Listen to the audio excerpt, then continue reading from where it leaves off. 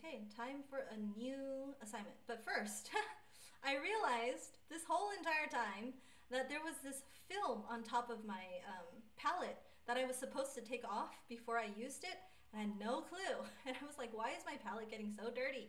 And then I realized that I could take this film part off, and I was like, oh, no wonder. I thought this was just like maybe because it was like a cheap, plastic thingamabobber or whatever that it wasn't working properly. But no, it turns out that I wasn't using it properly. That's why. Anyways, okay, so then I peeled off that layer and then I taped it down and lay out my paint colors. So as you can see, we always lay out our paint the same way. I'm only using half of the amount. So usually we're supposed to lay out 4 centimeters, but I realized that you don't need 4 whole centimeters of each color in order to complete one assignment.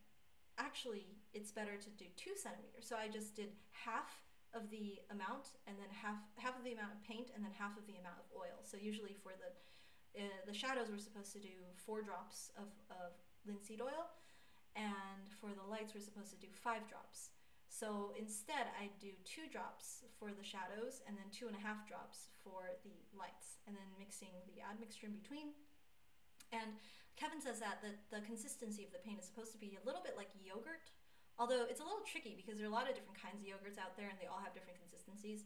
So that's the reason why they insist on us having 4 centimeters of paint and 4 drops of oil for shadows and 5 drops for lights, because they say like if we follow their instructions exactly, we'll eventually get a good feel for what the consistency of the paint is supposed to be.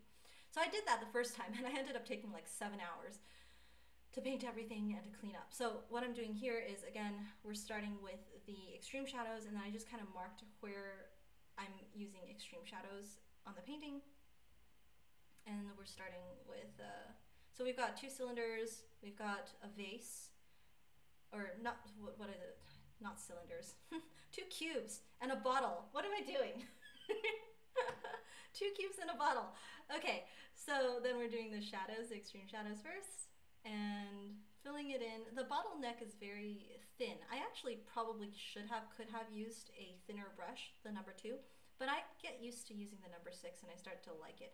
And I use the number 6 even when I should be using like a smaller brush or a larger brush even. I tried using a larger brush to do the backgrounds at some point, but it didn't work as well. I didn't like it as much. Maybe I just get very easily used to something and then I just stick with it. So in this case, the number 6 brush, I use it for pretty much everything, unless I absolutely have to use some other brush. But anyways, so still filling in that extreme shadow, making sure that there are no little white dots that are left over. That's what happens when you don't fill in the space correctly and you're a little bit too, or maybe if you have too much oil in your paint. I'm trying to make sure that the paint covers every spot of canvas possible. Okay, and then now we're putting in the moderate shadow. So we've got the second cube, or the bottom cube. That's a moderate shadow over there. Filling it in, trying to keep that straight edge as much as possible. It's a little tricky sometimes when you're painting against an edge that bumps into another color. It's easy, very easy for the paint on your paintbrush to get contaminated, so you always have to keep a piece of paper next to you so that you can wipe off your paintbrush and reapply the colors. And then, alright, so then I'm checking again the colors with my reference photo. It's still pretty simple for the most part over here, but yeah, filling in the lights.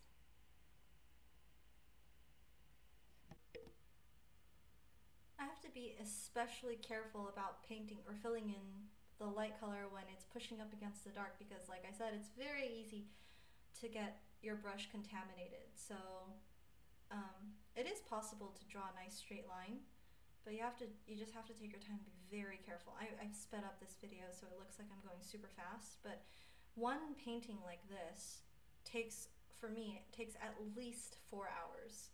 Usually. I don't think I've ever gone less than 3 at most. Definitely more than 3. Anyways, okay, so now we're putting in the gradient.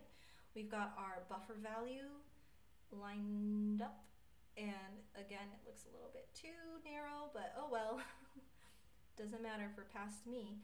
And I'm blending in from the buffer to the dark, extreme shadow value, and there, it starts to look more and more three-dimensional. It's actually kind of cool to watch these time lapses. And then blending in the light side, and right now it looks all messy, but then give it a few more goes and it'll look better. And the bottom of that bottle is messy as well, but that's okay. We can always come back and clean it up later, which is what I'm gonna do in a bit. Just making sure that this gradient blends well. So at this point I've learned a little better how to do gradients, like not wipe off so much paint, how to angle my brush a little bit, try lots of different kinds of angles. I'm still kind of figuring this out though, like how to hold the wrist and what angle to use for the paintbrushes and things like that. But it's gotten a little better. So we've got a gradient on the bottle, and then we've got no gradients on the cubes, of course, and then we have the gradient in the background. Eventually I'm going to get to that.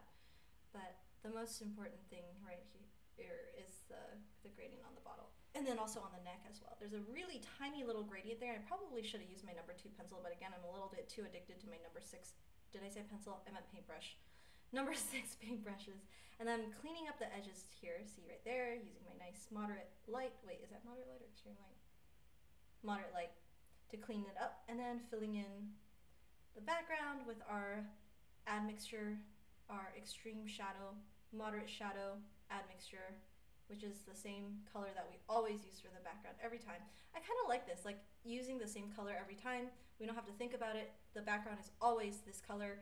That way, it's kind of like Steve Jobs and his sweaters, right? Because he doesn't have to worry about what he's wearing every day. He knows he's going to wear a black turtleneck, and so he can free his mind to think about other things. And I think that's the same concept here. If we know that the background is always the admixture between extreme shadow and moderate shadow, then we don't have to rack our brains trying to think what color should I use for the background this time. Nope, we know that the background is always the same color. All right, so now we're putting in the gradient between the table and the background to make those foreground objects really pop. And then I'm cleaning up that bottle's edge because it got a little bit contaminated from my gradients. And then I guess I noticed that the gradient's still looking a little funky, so try to touch it up a little bit. I think it still looks a little funky, but what can you say? We're learning, right? So there's that, and this picture is really starting to pop. Now all that's left to do is to fill in the rest of the background with our admixture, being careful not to contaminate or make a mistake here at this stage of the process. It looks really dark. It looks like it kind of blends into that black extreme shadow for the bottleneck, but it really doesn't. Especially once the paint dries and everything, you'll see that the extreme shadow actually works pretty well. So, and I realized that I put a couple of my video clips in the wrong order. So doing the gradient on the opposite side now, apparently, which is something I did before I started filling in the background color around the bottleneck. All right, so basically that's how this program works. We learn the foundations, and we learn one skill at a time, and every subsequent assignment is just another opportunity for us to practice those skills, and each object, each still life object or cluster of objects that we're supposed to paint increases in difficulty level, so that we really learn how to use our art skills. Wow, I really did do this backwards. Whoops. Oh well. Anyways, so that's Evolve. That's this painting, and then here is the finished product, the cubes and the bottle, and then here's what I did with some leftover paint. And if you want to hear more about this process, what I thought of this particular assignment, you can check out more thoughts and comments on the blog. I'll see you in the next video.